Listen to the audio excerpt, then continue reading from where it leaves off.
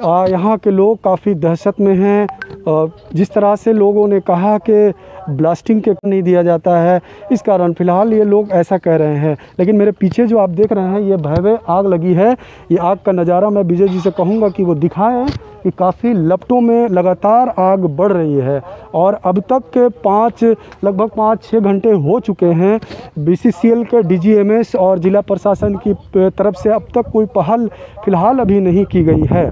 क्या कारण है आग लगने का फ़िलहाल अभी पता नहीं चल पाया है, लेकिन यहाँ पे बसने वाले लोग काफ़ी दहशत में हैं, दहशत में जी रहे हैं, दहशत महसूस कर रहे हैं। आइए मैं कहूँगा कि विजय जी से वो दिखाएं, आगे बढ़कर आग की लपटों को दिखाएं, धुएँ को दिखाएं। इस कोरोना काल में कहीं ना कहीं ये जाता है, इस कारण फिलहाल वायु प्रदूषण फैलाने में एक मददगार साबित हो सकता है। लेकिन BCCL के बड़े अधिकारियों को इसकी सूचना देने के बाद भी अब तक कोई पहल नहीं की गई है। ये एक बहुत बड़ी, अपने आप में एक बहुत बड़ी बात है। लेकिन सबसे बड़ी बात यह है कि लोग अथक प्रयास कर रहे हैं कि आग पर काबू पाया जाए, आग को बुताया जाए, लेकिन अब तक कोई सुचारू रूप से पहल नहीं करती हुई दिख रही है। लेकिन जिला प्रशासन के लोगों को और BCCL के तमाम पदाधिकारियों को इसकी सूचनाएं दे दी गई है। कारण क्या है आग लगने का? आग ऐसा भी कहा जा सकता है कि आग पे बहुत बड़ी बात है ये अपने आप में कि आग लग गई है और दिन प्रतिदिन ये बढ़ती ही जा रही है। ये एक भयावह रूप ले सकती है और जिस तरह से मैं यहाँ पर आपको दिखाने का हर संभव खबर 365 न्यूज़ के माध्यम से कोशिश कर रहा हूँ, लगातार आपको अपडेट देने की कोशिश कर रहा हूँ। और मैं ये भी कहूँगा कि आप चले वहाँ पर जहाँ पर वो कुछ लोग वहाँ पर मौजूद हैं जो गाड़ियों को रुकवा चुके हैं और उनका मांग भी यही है कि उनकी मांग यही है कि लोग जब तक ये आग पर काबू नहीं पाया जाता है तब तक हम लोग अपनी कार्यवाही को यहाँ से शुरू नहीं होने देंगे। यहाँ पे बंद ही रहेगा। क्या है इसके पीछे का कारण? सिर्फ यही एक कारण है कि आग पर काबू पाया जा सके, पानी का छिड़काव हो और यहाँ पर पेड़ पौधे लगे ताकि हम स्वच्छ वातावरण में रहें। लेकिन इस कोरोना काल में जिस तरह से वातावरण काफ़ी दूषित हो रही है, इसके पीछे कोरोना को बढ़ावा देने में शायद एक हाथ इस परियोजना में भी बढ़ सकती है और लोग काफ़ी भय में स्थिति में जी रहे हैं। आप परियोजना को देखें, इस रास्ते से ट्रक आता जाता है।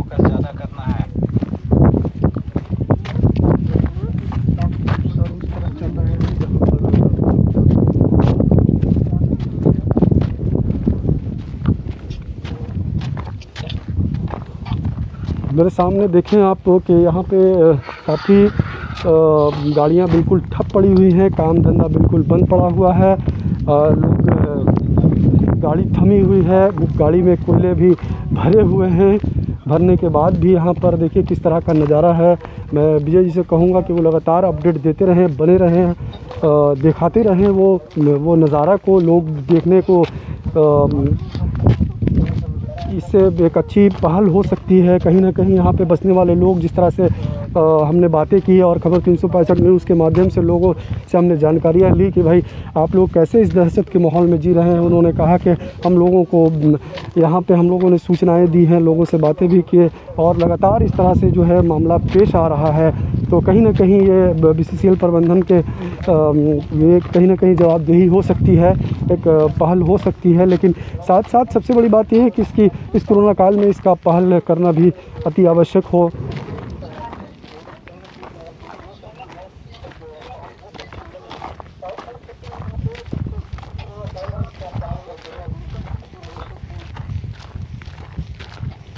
ये देखिए एरिया 4 का है नज़ारा। यहाँ पर काफ़ी स्थिति ऐसी बनी हुई है, लोग यहाँ के दहशत में जी रहे हैं।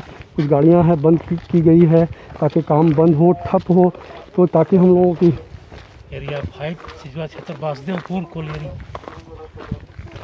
ये एरिया 5 है, एरिया 5 है, वासुदेव कोलियरी है इसे कहा जाता है। ये ओपन कास्ट है, यहाँ पर लगातार काम चल रहा है।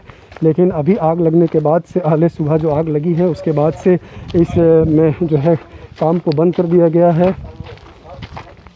काम को बंद करने के बाद से लोगों की मांगे भी यही थी कि जिस तरह से आग लगी है उस पर फ़िलहाल काबू पाया जाए, वरना हम लोगों को काफ़ी नुकसानात के सामना करना पड़ सकता है, झेलना पड़ सकता है।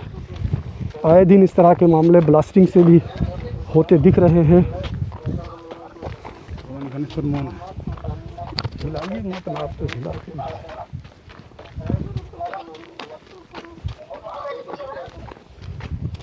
ये देखिए, मैं आपको दिखा दूं कि इस गाड़ी में कोयला लोड है और इसे रोक दिया गया है, और बारूद गाड़ी है वो भी है, और हाईवा है। ये हाईवा है, ग्रेटर मशीन, ये मशीन है, ये BCCL के द्वारा काम किया जाता है। यहाँ पर गाड़ी लोड है, कोयले लोड हैं, लेकिन काम बिल्कुल ठप पड़ा हुआ है। अभी फ़िलहाल इसकी जब तक के जिला प्रशासन की ओर से कोई सुझाव नहीं आ जाती है, तब तक इस तरह का मामला जो है बना रहे। लोग यही चाह रहे हैं कि हम लोगों की बातें मानी जाए, ताकि बेहतर कार्य हो सके हम लोगों के हक में, और हम लोगों की बातें मानी जाए। क्योंकि हम लोग काफ़ी वर्षों से यहाँ पर रह रहे हैं, वर्षों से रहने के बाद भी हम लोगों की वैसी सुविधाएं नहीं दी जा रही है जो सुविधाएं देनी चाहिए सरकार को, जिला प्रशासन को और BCCL के बड़े बड़े अधिकारियों को। मैं आपको दिखा रहा हूँ एरिया 5 का वासुदेव कोलेरी है ये, जहाँ पर काफ़ी संख्या में लोग उपस्थित हैं और अपनी मांगों को लेकर। यहाँ पर देखिए आप, लोग बांस बल्ली गाड़ कर डेरा डप्पा भी गाड़ चुके हैं, डेरा डप्पा भी लगा चुके हैं। और ये मामला है वासुदेव कोलेरी का, जहाँ पर छावनी में तब्दील होती दिख रही है। आप देखें कि यहाँ के लोग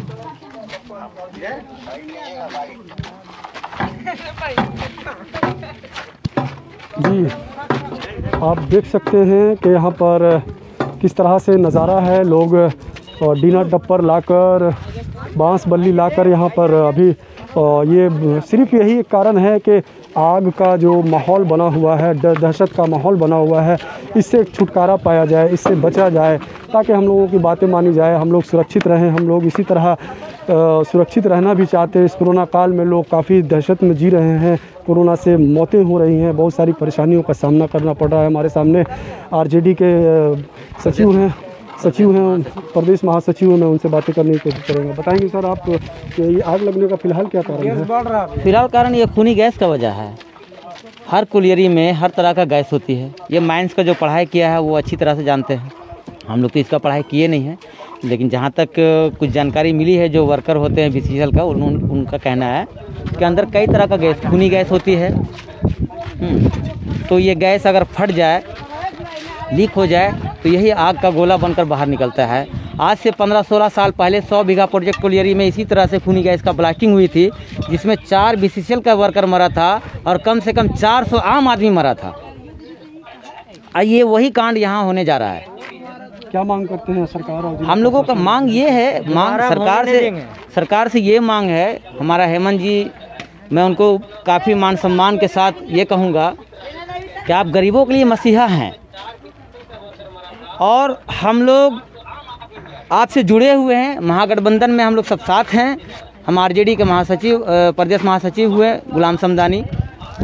तो हमारा ये मांग है उनसे कि हम गरीबों के ऊपर एक नज़र डालें और देखें।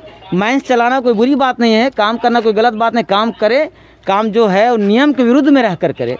DGMS के विरुद्ध में जाकर ये जो काम हो रही है, ना पानी का छिड़काव होती है, ना कोई और इंतज़ाम इसका है, जहाँ पाता वहाँ डंपिंग कर देती है। ब्लास्टिंग इतना हैवी हो रही है कि घरे गिर जा रही, छत गिर जा रहा है लोगों का। हमारा ये कहना, माइंस चलाइए, लेकिन नियम के अंदर, हमें उससे कोई नुकसान नहीं, कोई क्षति नहीं। ये जो गैस अभी जो निकल रहा है, खूनी गैस, कह रहे हैं कि ऊपर से इसको बंद कर दिया जाएगा। ऊपर से जहाँ तक अगर बंद किया जाएगा तो अंदर अंदर सुरंग है, जहाँ पे ज़मीन नाजुक मिलेगी, जहाँ उसको लीकेज मिलेगी, वहाँ से ब्लास्ट कर जाएगा। ना जाने किसके घर में जाकर ब्लास्टिंग हो जाए। और जब ये ब्लास्टिंग हो जाएगा तो एक नहीं कई लोग एक साथ चला जाएगा। आज से महीना दिन पहले या 2 महीना पहले झरिया में एक बाप और बेटा चाय बेचने वाला इसी तरह से दुकान में चाय बनाने के लिए आगे बढ़ा। पहले बेटा अंदर गया, बाप बचाने दौड़ा, बाप भी चला गया। आपको मालूम होगा जमीन दोज हो गई। आज तक पता नहीं चला कि वो दोनों गया कहाँ। तो ये कांड फिर कहीं दूसरा ना हो, तो हमारे हेमंत जी से ये मांग है कि वो कृपा करे, इस पे एक नज़र डालें।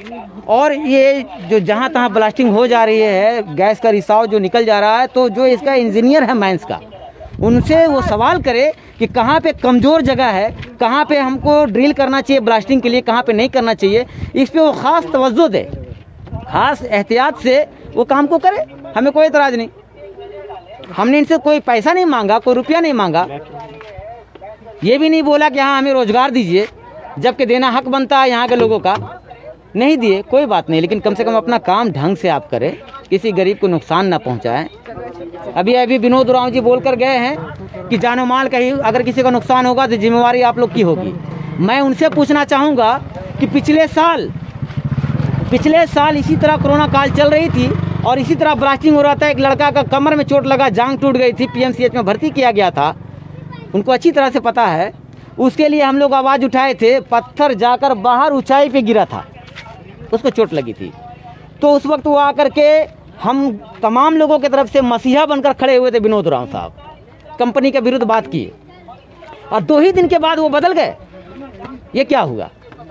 वार्ता होगी, आज तक वार्ता हो ही रहा है, कोई देखने वाला नहीं। यहाँ बस अपना सब देखता, पैसा मिल जा रही है, सब मुंह बंद कर ले रहा है। मैं मोहम्मद गुलाम समदानी, प्रदेश महासचिव RJD का हूँ। केंदुआ 4 नंबर में मैं रहता हूँ।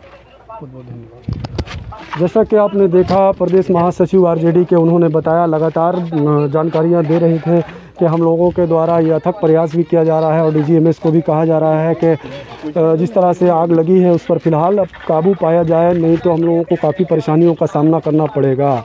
इसी तरह देखते रहें, बने रहें हमारे साथ। खबर 365 न्यूज़ के लिए धनबाद से विजय रवानी के साथ अकरम रज़ा की रिपोर्ट।